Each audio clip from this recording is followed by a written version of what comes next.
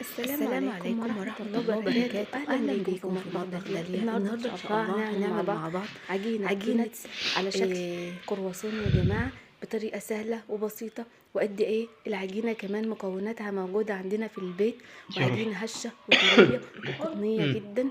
وكمان بقى لعشاق الشوكولاتة، شايفين شكله عامل ازاي يا خشينا شوية جماعة؟ ماشي. قد إيه بقى باظظ كده شوكولاتة من جوه، شايفين شكله؟ شايفين بقى اما تفتحيه كده من اه جوه هتلاقي كده من جوه شلال شوكولاته. قد ايه طبعا الاطفال بيحبوه، وكبار وصغار كمان بيحبوه. قبل ما ندخل على الطريقه يا ريت تعملي لي لايك واشتراك في القناه. ويلا بينا نسمي الله ونصلي على الرسول ونشوف يس. معانا ايه. اول حاجه معايا هنا كوبايه لبن يكون دافي كده بدرجه حراره المطبخ.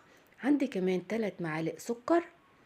عندي كمان كيس خميره فوريه او معلقه خميره. عندي كمان هنا بيضه درجه حراره المطبخ. وطبعا بما ان بقى حطينا بيضة لازم ننزل بالفانيليا فوق البيضة كده. وعندي كمان حوالي ربع كوباية زيت. هخلط بقى يا جماعة اللبن والسكر والخميرة والبيضة وكمان ربع كوباية الزيت بالشكل ده كده، لحد طبعا ما السكر بقى يبدأ يدوب عندنا والخميرة كمان تبدأ تشتغل. يعني قلبيهم بس حوالي دقيقة كده لحد ما تأكدي ان السكر داب بالشكل ده. بعد كده بقى عندي هنا نص كيلو دقيق، 4 كوبايات دقيق بالشكل ده كده. بنزل بقى شوية بشوية وبقلب الأول كده بالمعلقة.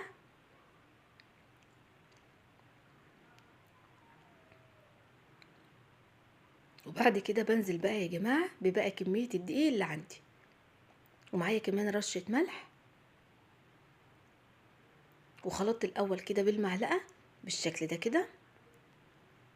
وهبدأ بقى أسيب المعلقة وأبدأ بقى ألم العجينة بإيديا.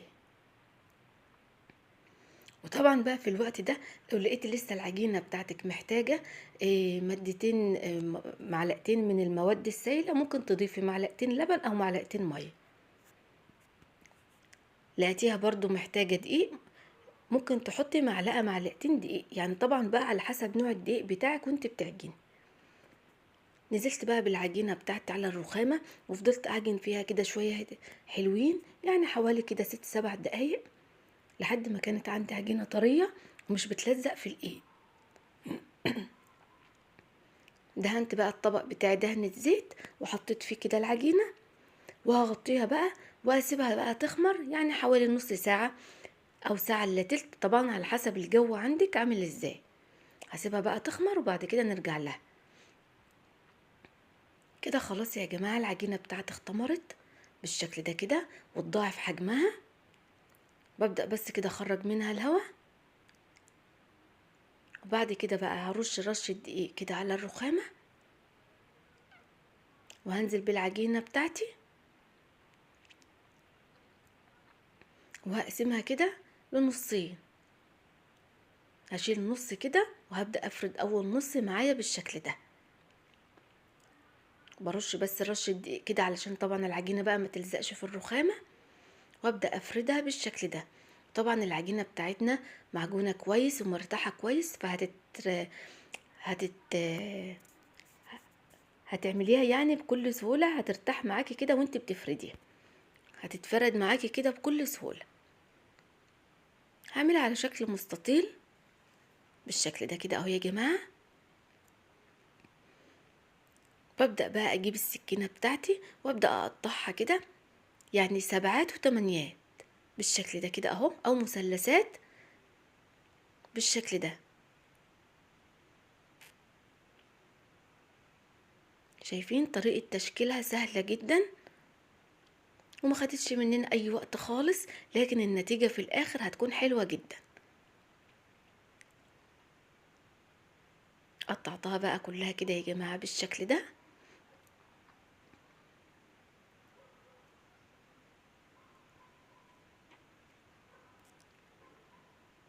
بعد كده بقى هبدأ افرده عندي بالشكل ده كده. بجيب بقى اول قطعة كده وابدأ ارولها كده يا جماعة بالشكل ده كده، شايفين؟ وقفلي بقى عليها كويس عشان طبعا لسه هنسيبها تخمر للمرة التانية، ما تفتحش منك بعد التخمير. شايفين بقى طريقة تشكيلها سهلة جدا. بتظبطي بس المثلث بتاعك كده، وبعد كده بقى تعملي رول بالشكل ده كده، تلفيه بقى كده حوالين نفسه اهو. واخر قطعة دي تلزقيها كده في بعض. واهم حاجة ان انت تقفلي كويس، علشان طبعا زي ما بقولك لسه هنسيبه بقى يخمر للمرة التانية كمان. وطبعا بقى انا هخلص كل الكمية كده بنفس الطريقة، عشان طبعا بقى ما اطولش عليكي. بالشكل ده كده، وبرصه بقى على فوطة علشان اسيبه يخمر للمرة التانية. هسيبه بس حوالي نص ساعة كده ويخمر للمرة التانية، وبعد كده نشوفه مع بعض. شايفين بقى بعد ما عدى عليه نص ساعة حجمه كبر ازاي يا جماعة، وبقى شكله عامل ازاي. بعد كده بقى معايا هنا طاسة على النار فيها زيت. سبت بقى الزيت بتاعنا يسخن كويس، وبعد كده هديت بقى درجة الحرارة خالص جدا. يعني ايه؟ زي ما تكوني بتحمري الدوناتس، ان انت تسخني الزيت الاول بتاعك، وبعد كده تهدي عليه درجة الحرارة خالص، وتسيبيه بقى يتحمر براحته. عشان طبعا لو درجة الحرارة عالية بياخد لون منك بسرعة، وبيكون لسه عجين من جوه ما بيكونش استوى. بقلبه بقى على الناحية التانية كده يا جماعة، وبسيبه برضو يتحمر بقى براحته خالص على الناحية التانية. ودرجة الحرارة بتكون هادية جدا زي الشمعة، علشان طبعا تتأكدي ان هو استوى كويس من جوه، ما يكونش اخد منك لون كده. وخلاص هبدأ بقى اخرجه من الزيت بالشكل ده كده اهو. وما بياخدش وقت خالص طبعا في التحمير، يا دوبك بس دقيقة على الناحية دي كده ودقيقة على الناحية دي، وتبدأ تخرجيه. شايفين شكله اللهم بارك، حلو جدا ومنفوخ كده وقد ايه هاشش. هقلي بقى كل الكمية بتاعتي بنفس الطريقة بالشكل ده كده. بعد كده بقى جبت هنا شوية سكر، حابة تحط سكر بودرة، حابة تحط سكر سنترفيش، براحتك خالص، المتاح عندك اشتغلي بيه. حطيته كده في السكر، هو طبعا لسه طالع من الزيت سخن بالشكل ده كده يا جماعة.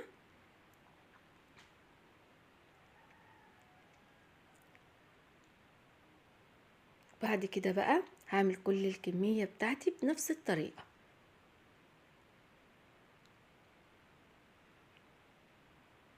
اهو شايفين شكله عامل ازاي، اللهم بارك، حلو جدا. خلص بقى الكمية بتاعتي كلها بنفس الطريقة بالشكل ده كده. وبعد كده بقى بعمل له فتحة كده من النص كده، علشان طبعا بقى احشيه شوكولاتة. اي كريمة شوكولاتة عندك بقى، نوتيلا، ايه صوص شوكولاتة انت عاملاه، المتاح عندك اشتغلي بيه. حابة تسيبيه بس بالسكر البودرة كده بيكون برضو طعمه جميل جدا جدا. حابة تحشيه بالشوكولاتة هتحشيه بالشوكولاتة بالشكل ده، يعني اللي انت بتحبيه اشتغلي بقى بيه. اهو بالشكل ده كده حشيته كده يا جماعة. طبعا بقى هعمل كل الكمية كده بنفس الطريقة، وزي ما بقولك لو مش حابة الخطوة دي براحتك خالص.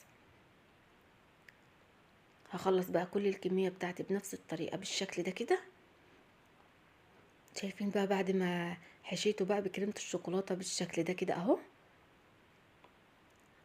ما شاء الله الواحدة كده منفوخة ومقلبظة كده، بس يا جماعة بقى من جوه هاشش وعامل زي القطن او السفنج.